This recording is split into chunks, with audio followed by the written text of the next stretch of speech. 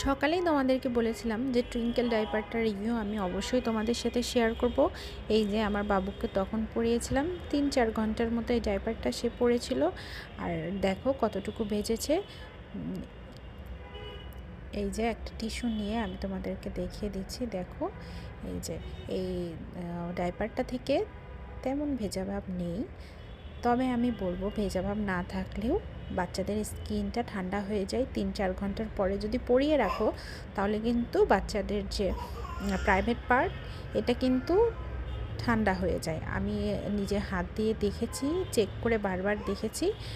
আর বাচ্চাদের ক্ষেত্রে যেহেতু আমরা সাবধানতা বেশি অবলম্বন করি, তাই জন্য তোমাদেরকে এটাও খুলে বলে দিলাম। তোমাদের কারো যদি ভিডিওটা ভালো লাগে তাহলে অবশ্যই আমার চ্যানেলটা কিন্তু সাবস্ক্রাইব করে রেখো। এরকম অনেক অনেক টিপস প্রতিদিনই পেয়ে যাবে, তাই আমার চ্যানেলটিকে সাবস্ক্রাইব করতে ভুলো না।